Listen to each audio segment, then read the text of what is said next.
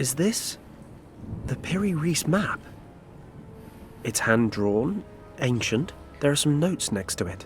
Finally, von Hagenhild became convinced that there must be a type of definitive field from which all other fields are derived. All manifestations have an origin. He tried to back this up with historical evidence. A world soul, for instance, had been proposed by Plato over 2,000 years ago. But what really convinced him was the discovery of an old, mysterious map of the world, drawn by the Ottoman general Piri Reis. I knew it! It's the map! Let's see. Further on in the text, von Hagenhild discovered that the general had drawn up the map in the 16th century, using sources which were thousands of years old. But how could they have known at that time what the world looked like? He posed the theory that a civilization had existed then, which possessed extraordinary knowledge and skill. He discovered a marking on the map, which was written in an unfamiliar language. Research in Far Eastern libraries revealed it was a long-forgotten Tibetan script. Once translated, it claimed the marking indicated the source of all knowledge, the center of the morphogenetic fields. It was a hidden valley in the Himalayas, Shambhala. Shortly before he died in 1934, von Hagenhild passed the responsibility of continuing the research onto his daughter. Professor Hayes was right. About everything. The Tula Society arrived at the exact same conclusion as he did. They were just one step ahead. Lucky I'm one step more. Richard used the first key to pass through the gate in that secret room in the monastery. I just need to find the second. The Nazis can't enter Shambhala without it, and as it happens, I have the eye, and I have the map. I just need to use them to find the location of the second key. My last hope of finding Richard is based on an ancient legend. Great. It's time to cross everything I've got. And I mean everything.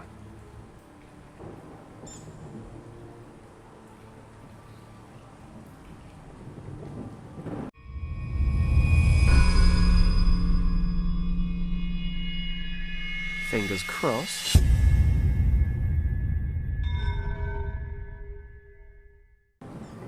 I've come all this way, but I'm still a little surprised it actually worked. The Piri Reis map really is the map of the Guardians of Shambhala. Or at least it was drawn to their specifications. So Professor Hayes was also right in thinking the priests of Shambhala took the second key artifact to India and hid it in a temple there. And now I know exactly where to look. On the Kathiawar Peninsula, just north of Bombay. Thinking about it, I actually know the commander of the British regiment in Rajkot. If the old drunkard hasn't been transferred for disciplinary reasons again, I'm sure he'll lend me a hand. Or at least a decent bottle. Then I'll just have to find the temple and get hold of the key artifact. What could be simpler?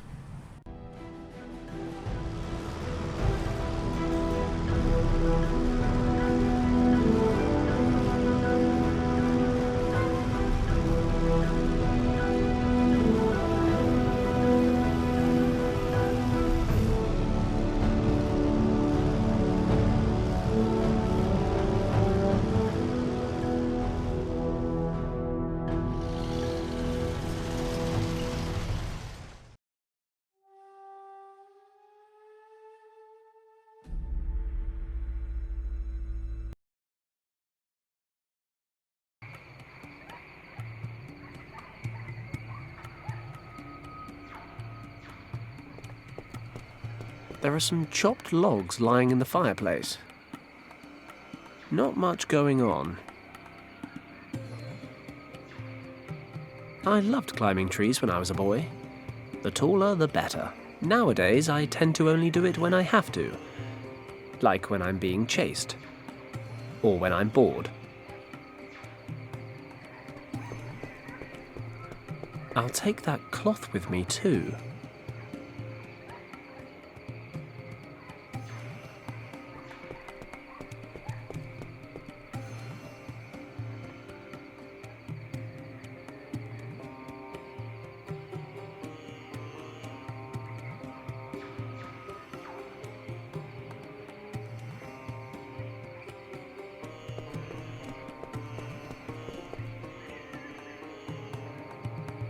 It's dried up in the heat.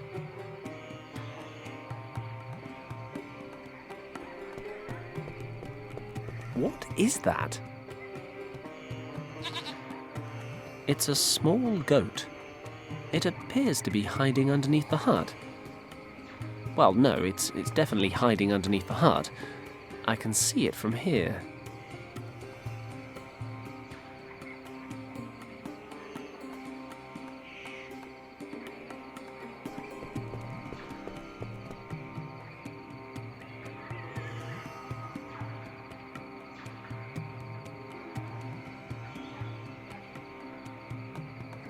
I'll just take a short wander into the jungle.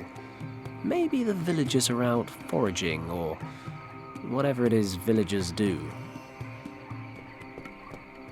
Hey, you there! Where do you think you are going? Christ! You frightened the life out of me! What the hell are you doing hiding in there? Get away from the edge of the jungle. Come here! What's wrong? Don't ask, just do what I say. Have I done something wrong? Sorry, I didn't mean to sneak around. I just wasn't sure where everyone had got to. There's a man-eater about. A what? Doesn't anything strike you as strange around here? Well, yes. He came into the village last night while we were sleeping. Who? The man-eater. Listen to me. The beast is still out there. I can feel it in my bones. And you're the only survivor? No, during these months, only women, children, and old people live in the village. The young men work on the tea plantations. When he came, there was no one here to protect us. Those who could walk packed their things and left this morning. What sort of animal are we talking about here? I'm, something of an expert. A tiger, what else? A tiger? It was no normal tiger, it was a man-eater. Tigers normally avoid settlements. They hunt in the jungle. But now and again, a few of the particularly hungry ones stray into the villages. I remember the old stories from my childhood. When a man-eater has picked out a village, he stalks it for days until he can strike again. When you put it like that, it does sound kind of scary. But I have a very important task, and I'm looking for someone who can help me. What brings you here, stranger? I'm looking for an old monastery. Or a temple.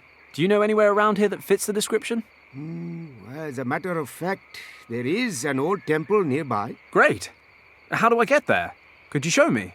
You may have no instinct for survival, stranger, but I wish to retain what is left of my life. I cannot leave the village until the man-eater is dealt with. Okay, tell you what. I'll have a look around and think of something. If I deal with the tiger, will you lead me to the temple? Take my word for it, stranger. Great. It's a deal. Be careful out there.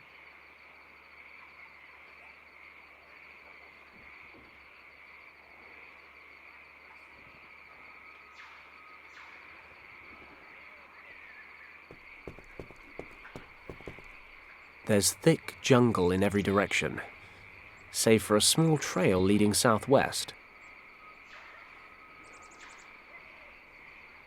I'll follow the path leading out of the village so I don't get lost. Let's see where it leads to.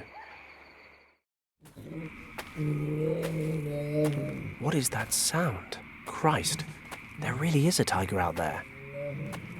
I never knew they sounded like that.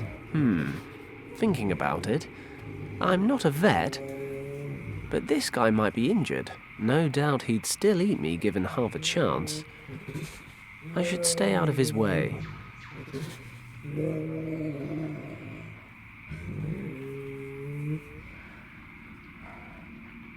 The nice thing about being behind the tree is that the man-eating tiger of death can't actually see me.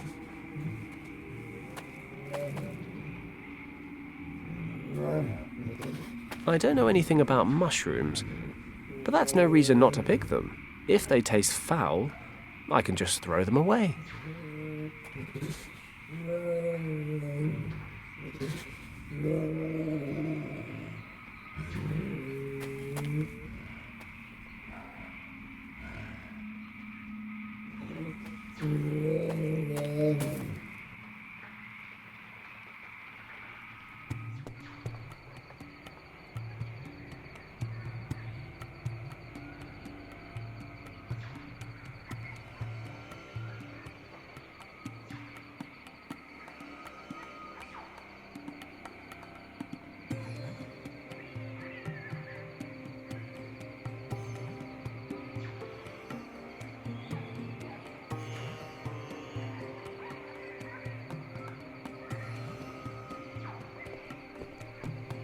He looks hungry.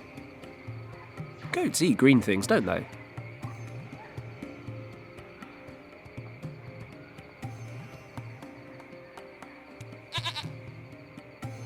Okay, little guy. Fancy an adventure?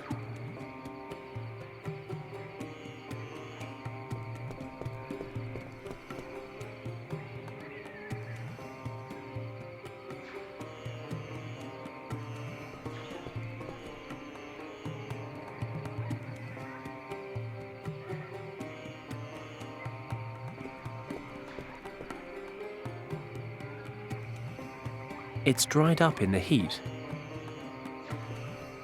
A man can never have enough feathers.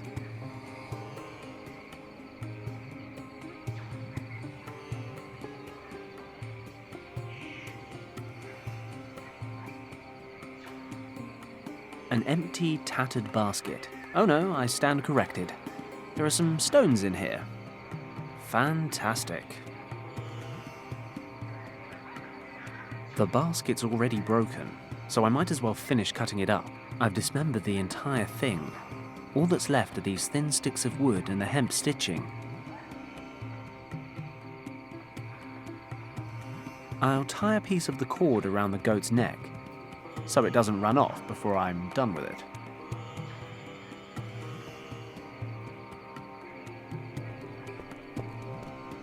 I'll tie him up here. I hope this works. Meh. Don't worry, you're not bait. You're just a distraction. Two smooth, sparkling stones. They look rather valuable.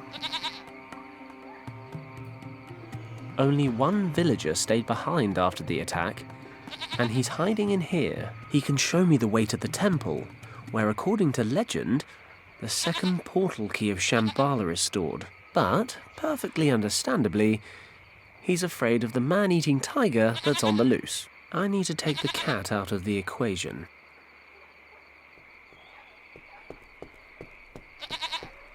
Hello?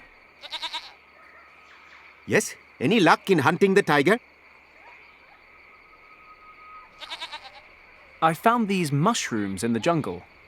Are they edible? I would only eat them if you have sleeping problems. These mushrooms contain a natural sedative. We use them to treat minor injuries.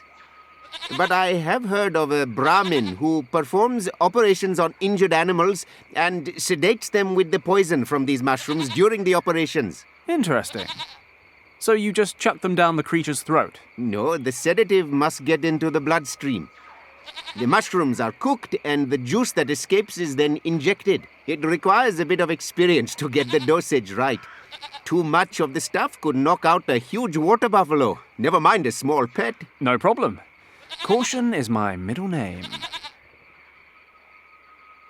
I found these stones in the village square. I don't suppose they're, valuable by any chance? No. These are flint stones. Keep them by all means. Oh, well, thanks anyway. Yes, I saw the tiger. You're right.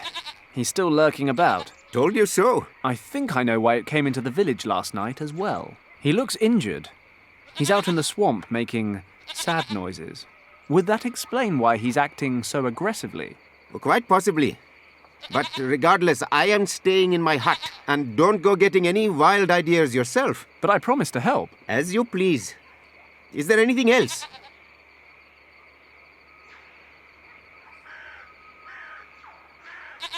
I'll see what I can do. Good luck.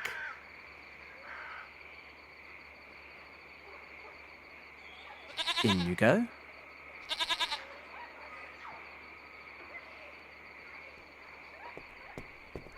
They should go up nicely.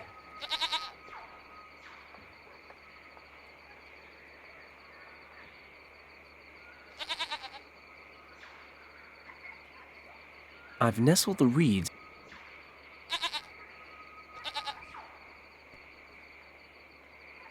The reeds caught. The logs shouldn't be far behind.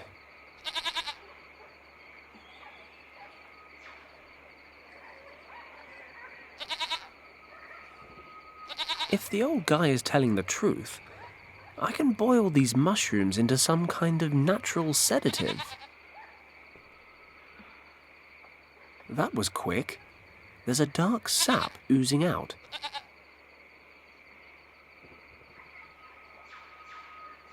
Let's get this off the fire without burning my hands.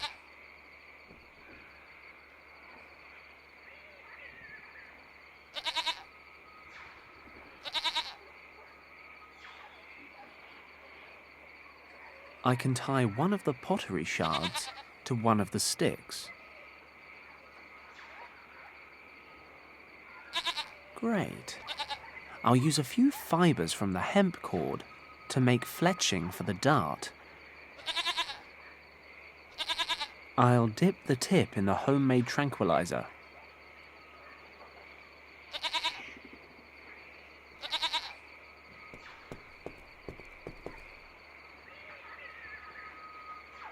Voila! A perfect tranquilizer.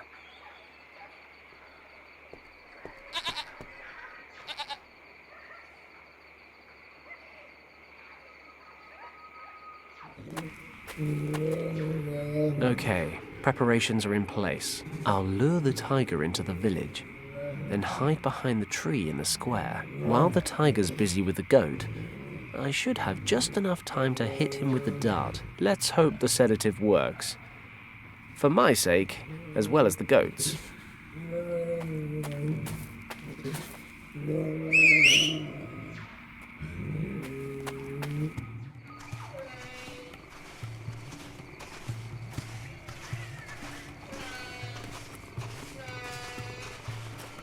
Do or die. Only one shot at this. Concentrate.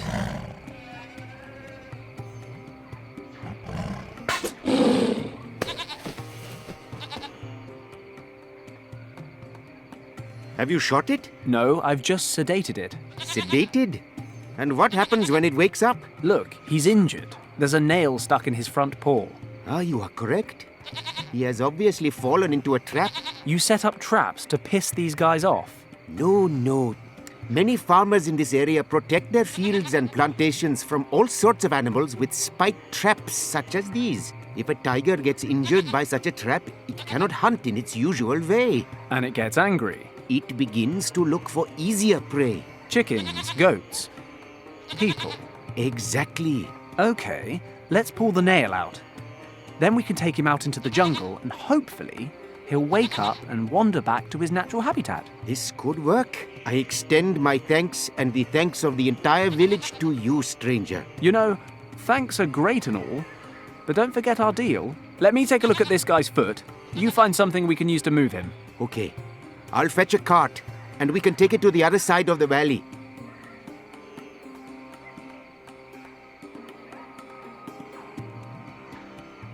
Okay, we're done. Then I will lead you to the old temple as promised.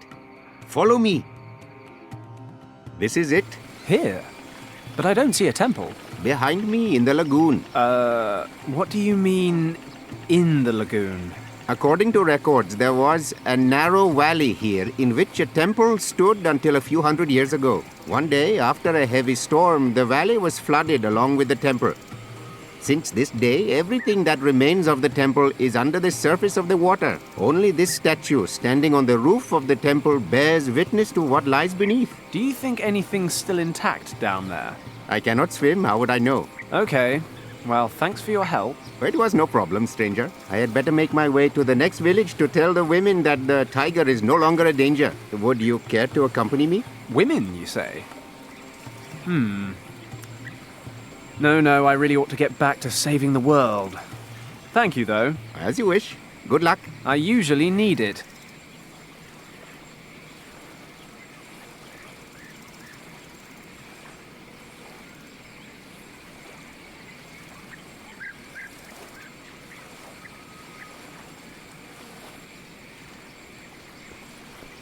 Perhaps some of the temple's still intact. I've got to check it out. At least the water's nice and warm.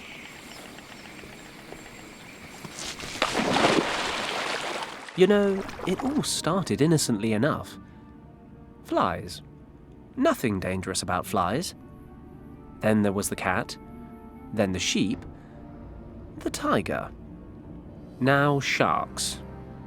Bloody sharks! I'd better steer clear of him. At least the temple looks intact. I'd better head back to the shore before he spots me. Okay. I have to get rid of that shark if I'm going to reach the temple.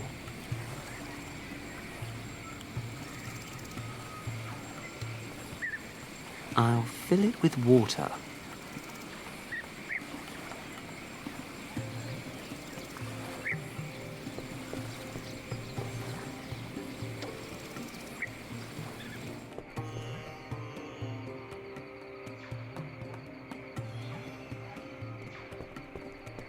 This should moisten the bloodstain.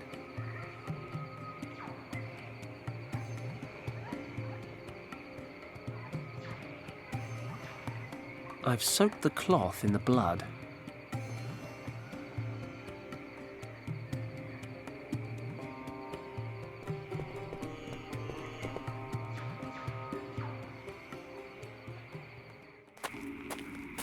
Let's get up there and take a look.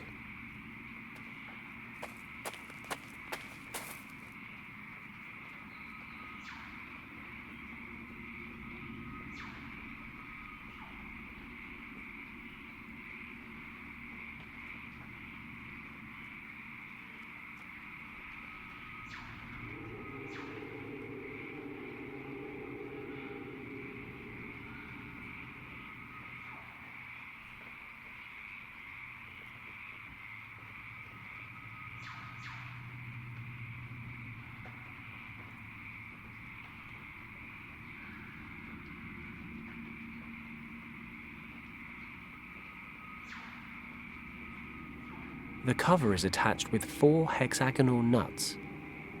I need something to unscrew them.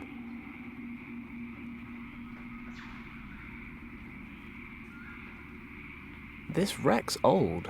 The jungle's begun eating into it.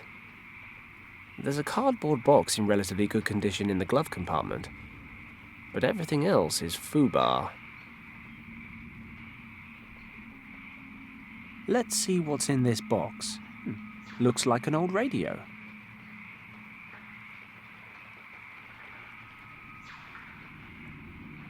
A radio with a hand-operated generator. You produce power by turning this little crank on the side. Oh, it fell off. The little crank fell out of the hexagonal shaft in the radio. If I need to use the old thing, I can always stick it back together. I don't need to. Besides. Wow, blind luck. The radio crank fits right into the bolts on the cover. Ah, there's an electrics cable under here. Might come in handy.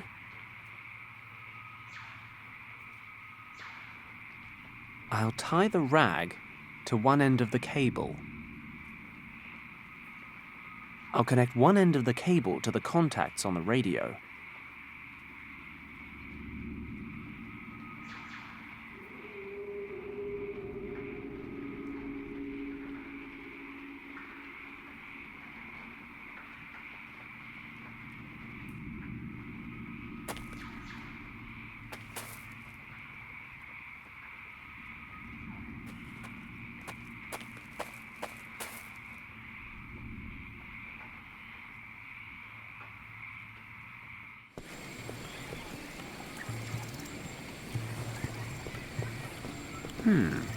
The radio can be charged electrically, and that charge could then be conducted down the cable.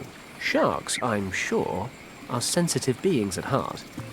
Even a small shock should be enough for him to turn tail. Of course, he's right on the lagoon bed. I'll need him to be right on top of the cable for it to work. Hopefully the smell of blood will be enough to attract his attention.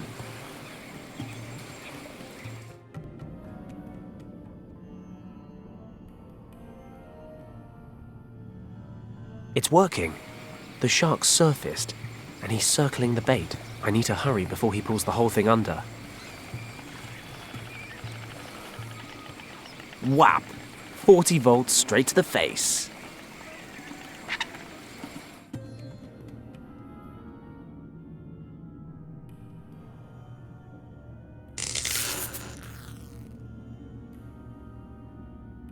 Fenton Paddock, top of the food chain. Time to get down there and check out this temple.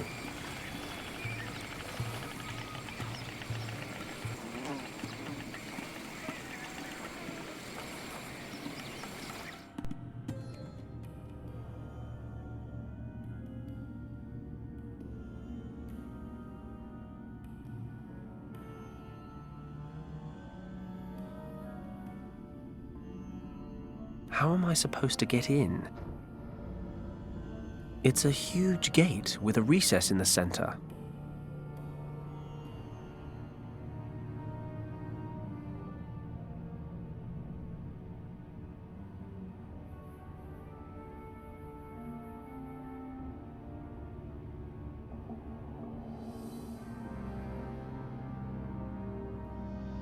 I have my strengths, but breathing underwater isn't one of them.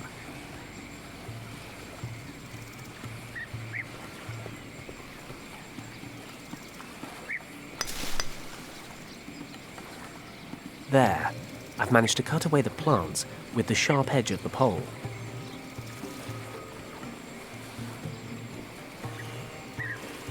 There's a small carving here. This carving looks like the same symbol as the indentation on the temple doorway.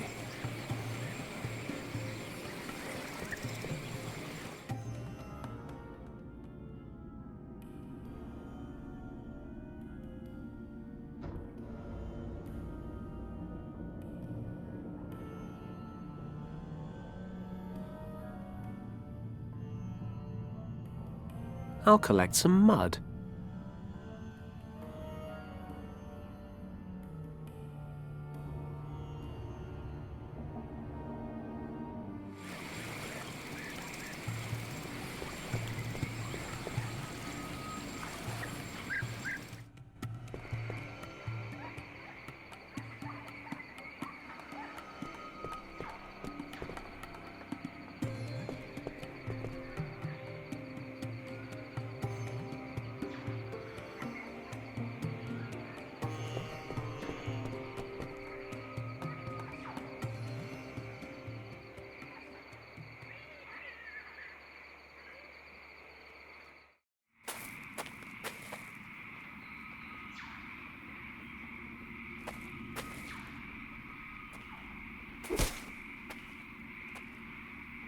I severed the vine. It's dripping some kind of oily sap.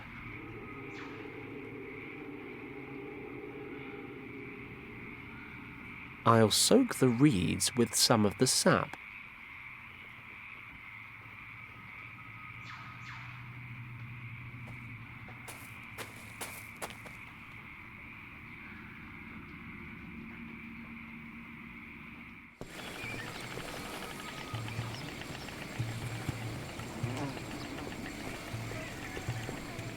If it's good for my skin, it can't do any harm to an old rock. I'll oil it up.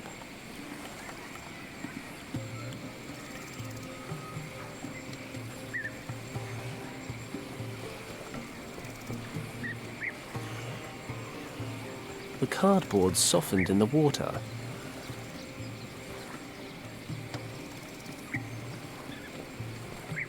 Perfect. This should make for a good mould. The damp cardboard will dry around the carving, and the plant oil should let me get it off again in one piece. The cardboard's dried in the heat. If I just remove it carefully, and yes, a beautiful cardboard mould.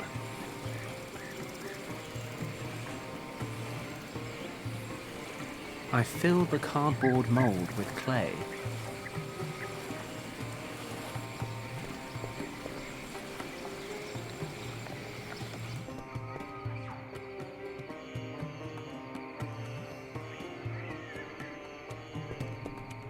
Let's hope it's hot enough to fire the clay.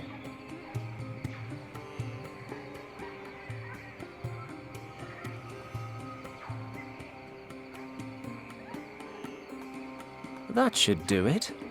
The cardboard's burned away, and the clay looks pretty solid.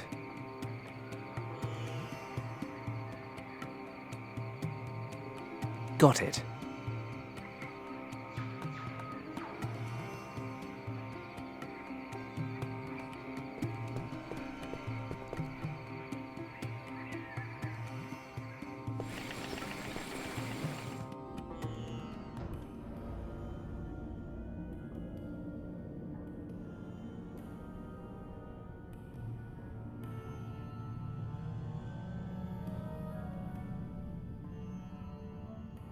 It fits.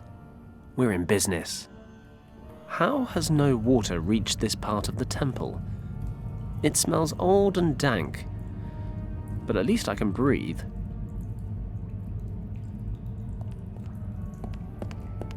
It's so well preserved. The painting seems to portray a scene Professor Hayes told me about. It's a group of herdsmen or hunters entering a large cave in the mountains. These are the people who discovered the entrance to Shambhala many thousands of years ago. There's a round stone jutting out of the wall here. I'll grab it.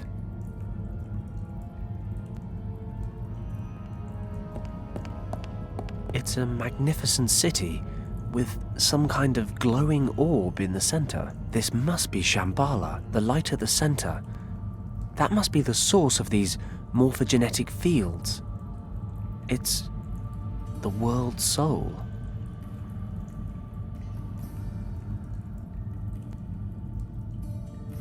Here's another stone.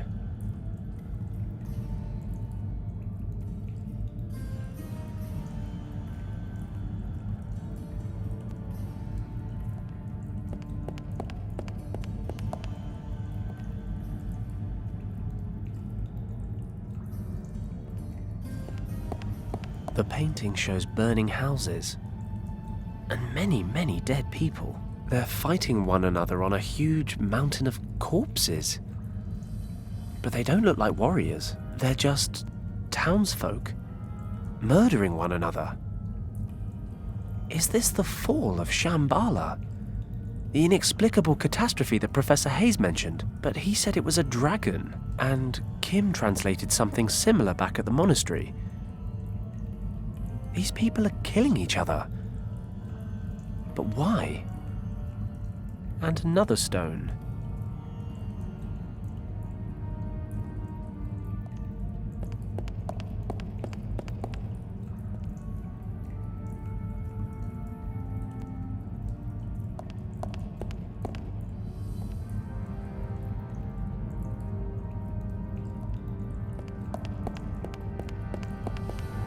Okay, we've got 6 circular recesses arranged around a symbol. This must be where the artifact was stored all that time ago. I'd better take a closer look. It looks like something needs to be inserted. A circular recess.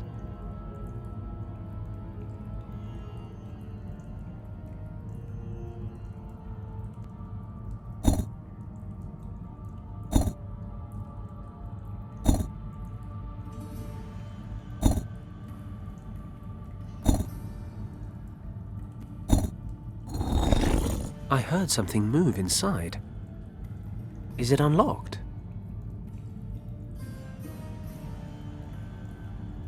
Aha! The stones can be pushed down into the platform.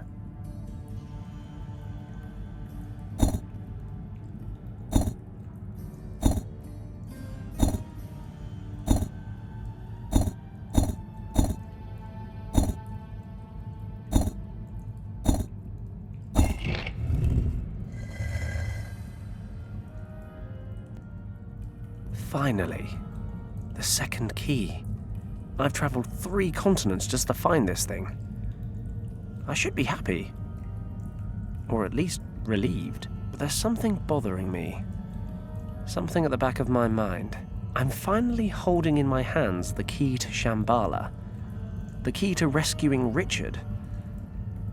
And I've got this weird feeling about it all. Is that my conscience? Damn, I thought I lost the thing years ago. Maybe all this wasn't such a good idea. How many people have already died for this thing? And how many more will die if I open the gate to Shambhala? Beyond all the myths and the legends, There has to be something real at the end of it all. There is something behind that gate that shouldn't be messed with. I don't know. Maybe it's this place, or maybe I'm just tired, but I can't help but think back to Hong Kong Harbour. I made a split-second decision to save Richard, and it was the wrong one. I won't make the same mistake again. I don't have the luxury of special circumstances as an excuse this time, and this time, there's a lot more at stake. Kim said you can't weigh one life against another. Last time, my mistake cost 8 lives. This time, it could be thousands. I've got to accept the reality. I can't go back to Tibet. I have to go back to where it all began. I have to justify the most difficult decision of my entire life.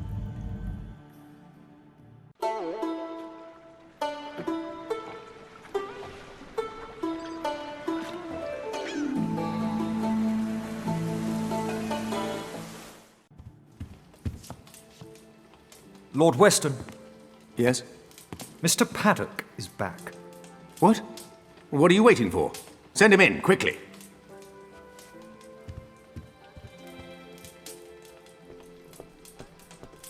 Fenton, you have no idea how relieved I am to see you. Lord Weston, Do you have any news of my son? Is he alive? I'm afraid it's not that simple, Governor. Is Richard dead? Is that what you're trying to tell me? No, he's still alive, I think. Oh, thank God. Do you need more money? How can I help you? Just say the word, I'll do everything within my power. Sir, I know where your son is. I even have the key to the gate that leads to his location. The problem is, I can't be answerable for opening that gate. And what is that supposed to mean? Richard is in a place in the Himalayas called Shambhala. For some reason, he fled there when his unit was attacked by Nazi troops. Maybe it was the only way he could prevent the Nazis from entering Shambhala. The point is, that place holds a secret so vital, it cannot be permitted to fall into the wrong hands at any cost. This is what I've come to realize. The second key could undo everything Richard has worked for. If I reopen the gate in order to follow him, I'd risk letting the Nazis into Shambhala. Lord Weston, we have to destroy the second portal key. I'm sorry, but the dangers it represents are simply too great. What are you saying? You suggest that we leave my son, your friend, to his fate? Lord Weston, you know what Richard means to me. You know what I've sacrificed for him. Believe me, if there were any other way, I would take it. I know it's hard to accept, but after everything I've seen and experienced, I just can't continue with this mission. I'm here today to ask for your understanding. I cannot believe I'm hearing this. You sentence my son to death, and you come here asking for absolution. I was wrong about you, Paddock. If you are unable to handle the situation, I shall have to find someone who is. As I said, I'm very sorry, Lord Weston. But I've made my decision. I'm going to destroy the key. I'm afraid that decision is no longer in your hands. What is this? You're collaborating with the Nazis, Governor! I had no choice, Fenton. Mr. Kleist claimed to know where Richard was. He said he could return him to me. I was skeptical, but a father will cling to even the slightest shred of hope. I never gave up hope that you would solve the situation, and that I could quickly end my collaboration with the Nazis. But now I realize that I backed the wrong horse. Governor, this is a mistake. I'm prepared to take that risk. Herr Paddock, I wonder if you would be so kind as to accompany me to the airport. You have an appointment in Tibet that you absolutely cannot miss. We meet again, Mr. Paddock. It's a dubious pleasure, Countess. But I guess you've become rather accustomed to having me around. Had I been given the choice, you would be lying in your wretched Hong Kong shack with a hole between your eyes, believe me. I console myself knowing this will be the last time your good fortune keeps you alive. I hardly imagine you are aware of the fact, but you must at least have felt the transfer of energy when you held the second artifact in your hands, yes? Paddock, you have connected with the key. You are now the only person capable of using it. You mean you can't get into Shambhala without little old me? Precisely. And you think I'm going to help you? But of course, there can be no doubt. I hate to break it to you, love, but if I really am your last option, you're rather scraping the bottom of the barrel. Your expedition ends here. Tut, tut, Mr. Paddock. You are always so hasty to judge before knowing all the facts. I am well aware of the lengths you would go to keep Shambhala from us. You would merrily abandon your greatest friend for that very reason. But I wonder, would you so capriciously condemn to death your pretty little accomplice? Kim. You would merrily abandon your greatest friend for that very reason. But I wonder, would you so capriciously condemn to death your pretty little accomplice? Oh, please don't look so dejected. At least you have one less life on your conscience. Well, if you cooperate, that is. Please don't make me describe to you what will happen to your girlfriend should you fail to comply. I think you have the imagination to make the right decision. Kim, are you okay? Just about. Well? Okay. Let her go and I'll do whatever you want. I would dearly love to grant you this wish, but alas, it may be that your friend can make herself useful on the other side of the portal. No, she stays with us, but she gets to live a little longer. Fine. What do you want me to do? Place the second key in the recess on the pedestal. We will talk some more in Shambhala.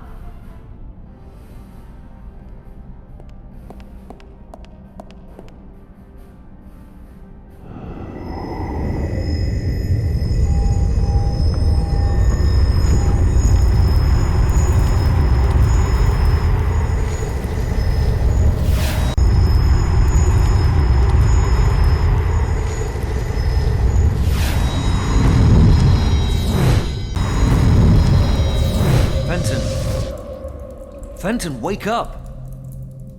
What? Fenton! What?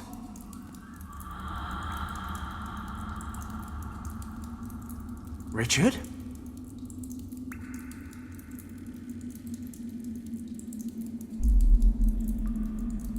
Richard, is that you? Of course it's me. Are you feeling okay? Why do you look like a ghost? Oh, charming. You came all this way just to tell me I've seen better days. I don't understand.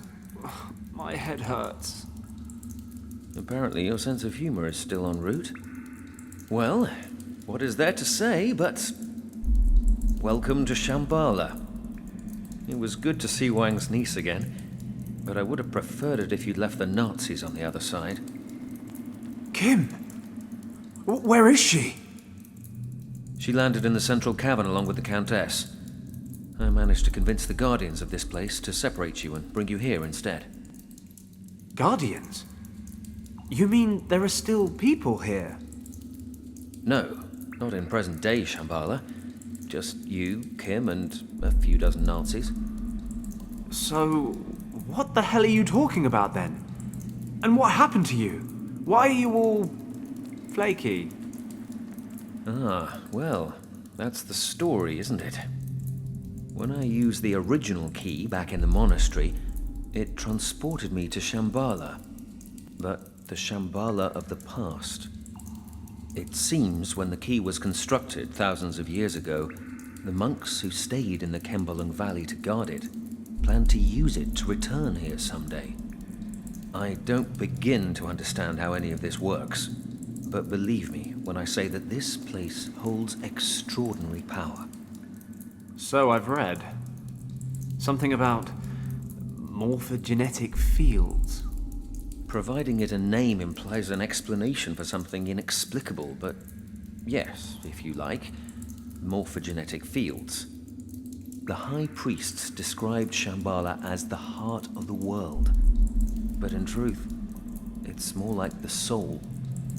If you want to see it in a scientific light, I suppose you could say that the energy of this place is what constitutes the life force of every living creature throughout time. Just as every single person has a soul that makes him the person that he is, every species has a soul that makes the species what it is. And the sum of all that resides here, the world soul. Would you be shocked if I said this was all a little over my head?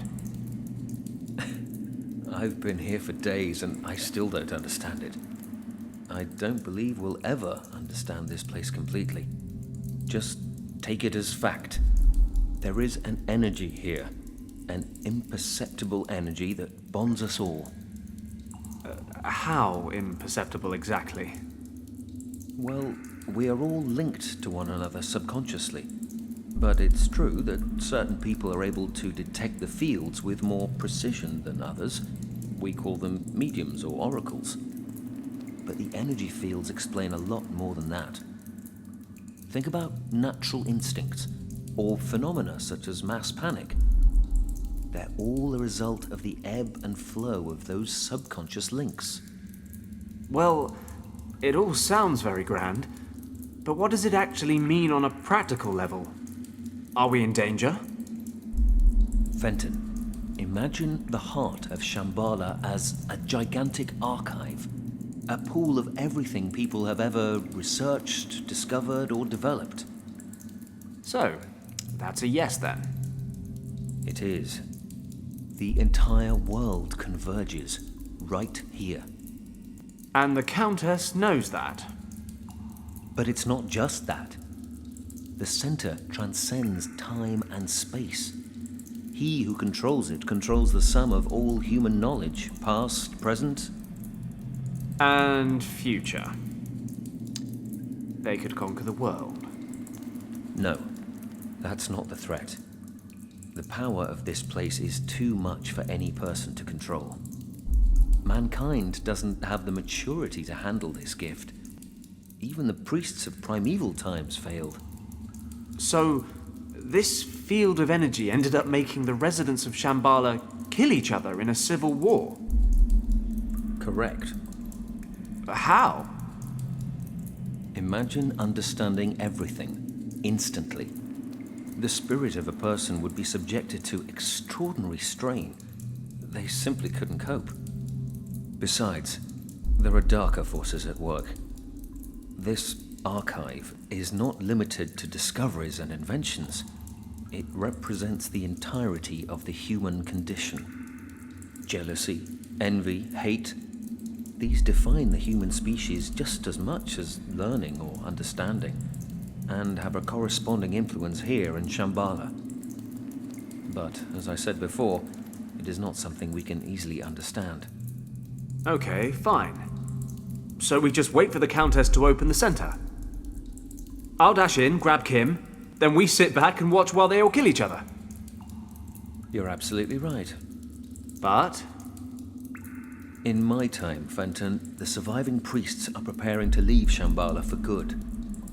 In order to protect the heart from misuse, they are performing a ceremony that will set up a force field around it. This field will allow only the bearer of a certain amulet to pass through.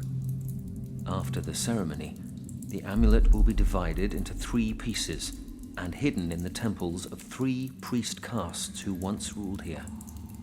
hey, even better. The Nazis won't get past square one. No, they've begun to plant explosives. The field is maintained in your time by a series of plinths. It would take a great deal of power, but they may be able to destroy them. We have to stop them, Fenton. They may not be able to wield the power of Shambhala, but if the energy of this place is disrupted in any way, it could have catastrophic effects for every living creature on the planet. We must act quickly. We? I thought you were stuck in the past. You're right. But you won't find the 3 amulet pieces without my help. If I understand it correctly, our times are now synchronized. We can communicate, but we cannot cross the boundary. In my time, the priests are only just now performing the ceremony to invoke the force field. So the amulet has not yet been hidden, and I have no way to know where it will be placed. But that doesn't mean to say I can't help you look for it.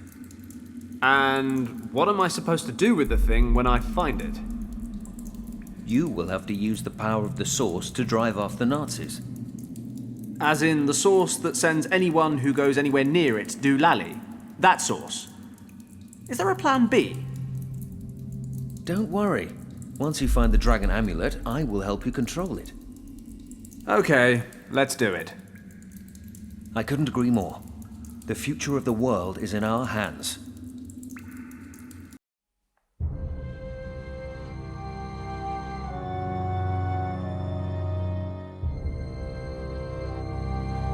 Looks like I'm on my own again.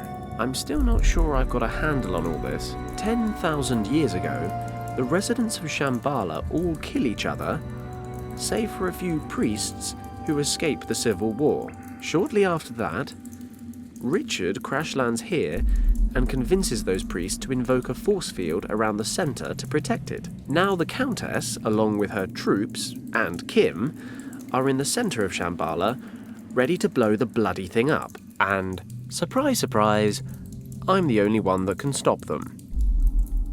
I need 3 pieces of some amulet to harness the power of the source and somehow make everything okay again. That's Richard's plan, in any case. I'll probably just wander around breaking things until something interesting happens.